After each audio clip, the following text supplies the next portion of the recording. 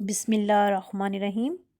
آج میرا ٹاپک ہے غیر ملکی سربراہوں سے حضور صلی اللہ علیہ وآلہ وسلم کی مراسلات۔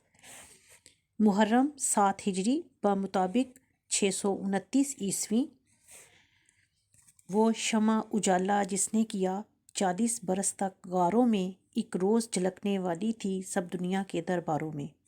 مراسلات مراسلہ کی جمع ہے جس کے معنی ہے خطوط، خط و کتابت، تحریر۔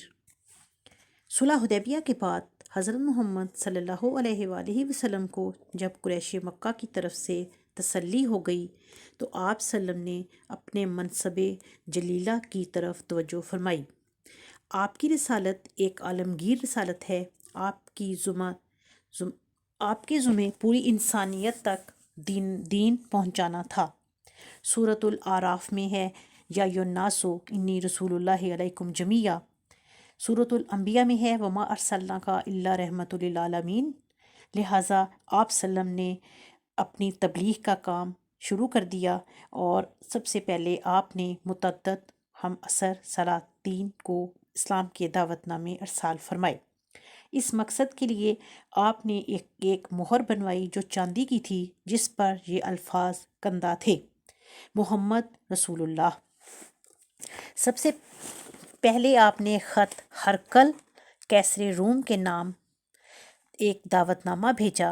ہرقل کو جب یہ دعوت نامہ ملا جس پر لکھا تھا بسم اللہ الرحمن الرحیم، محمد رسول اللہ کی طرف سے ہے، تو اسلام کی طرف بلاتا ہوں، اسلام قبول کر لو۔ اگر روگردانی کرو گے تو تمہیں اور تمہاری رعایا کا گناہ بھی تمہارے اوپر ہی پڑے گا۔ ہرقل بادشاہ عیسائیت مذہب کا بہت بڑا عالم تھا۔ وہ خط پڑھ کر پکار اٹھا کہ یہ محمد صلی اللہ علیہ وآلہ وسلم کی پیشین گوئی مجھے معلوم ہے کہ اور اب مجھ پر وہ وقت آ گیا ہے کہ اس کی باغ ڈور میرے ہاتھ سے چھن جائے گی اور میری بادشاہت ختم ہو جائے گی۔ پھر اس نے اپنے دربار میں اعلان کیا کہ کسی شخص کو میرے پاس حاضر کرو۔ اتفاق سے ابو سفیان اپنے قافلے کے ساتھ شام آیا ہوا تھا۔ اس کو قیصر روم کے دربار میں پیش کیا گیا۔ قیصر روم نے اپنے دربار میں ترجمان کے ذریعے سے اسلام اور آپ کے بارے میں چند سوالات کیے۔ سب سے پہلے آپ کا حسب نسب پوچھا، پھر آپ کے گھرانے کے بارے میں سوال جواب کیے، پھر کہا کہ آپ کے خاندان میں کبھی کوئی بادشاہ بھی آیا ہے، پھر یہ کہا کہ کیا یہ غریب ہے یا امیر ہے، پھر یہ مختلف قسم کے سوالات کیے اور سب سے آخر میں پوچھا کہ وہ کس چیز کی ہدایت کرتا ہے، ایک خدا کی۔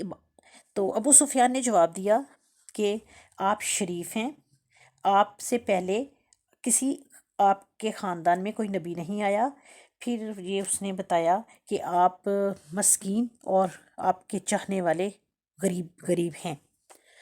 پھر اس نے بتایا ایک خدا کی، آپ وسلم نے حکم دیا ہے ایک خدا کی عبادت کرو، اس کے ساتھ کسی کو شریک نہ جانو، بت پرستی چھوڑ دو، نماز، روزہ، سچائی اور پاک دامنی صلہ رحمی کی پابندی کرو۔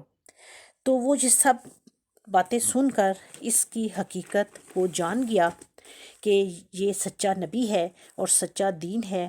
اس نے کہا کہ مجھ کو معلوم تھا کہ ایک پیغمبر آنے والا ہے، لیکن یہ خیال نہ تھا کہ وہ عرب میں ظاہر ہوگا۔ اگر میں اس تک پہنچ سکتا تو اس کے قدم دھوتا۔ قیصر کی یہ باتیں سن کر مشرکین بہت بگڑے اور اٹھ کر چلے گئے۔ قیصر کے درباری اور عیسائی پادری بہت ناراض ہوئے اور وہ غصے سے بھڑک اٹھے۔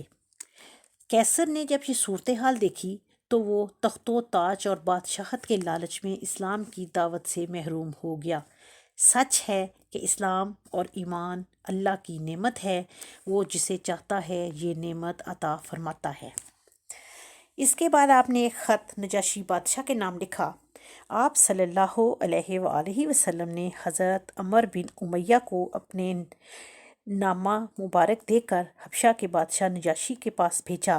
نجاشی کا تعلق عیسائی مذہب سے تھا چونکہ اس سے بیشتر مسلمانوں نے 2 دفعہ ہجرت کی تھی تو اس دوران نجاشی اسلام سے متعارف ہو چکا تھا، اور ویسے بھی تورات میں آپ کی پیشین گوئیاں موجود تھیں۔ جب خط کھولا تو اس پر بسم اللہ الرحمن الرحیم لکھا تھا۔ یہ خط اللہ کے رسول محمد کی طرف سے نجاشی کے نام ہے۔ تجھ پر سلام ہو، میری دعوت یہ ہے کہ تو خدا پر جو وحدہ لا شریک لہ ہے ایمان لے آؤ، ہمیشہ اس کی فرما برداری کر اور میری پیروی کر، میں اللہ کا رسول ہوں۔ نجاشی نے آپ وسلم کا خط اپنی آنکھوں سے لگایا، اپنے سر سے لگایا، اور پھر آپ کی مجلس میں حضرت جعفر تیار بیٹھے ہوئے تھے تو یہ خط سن کر اٹھ کھڑے ہوئے، اور اس نے حضرت جعفر تیار کے ہاتھ پر اسلام قبول کر لیا۔ اللہ حافظ۔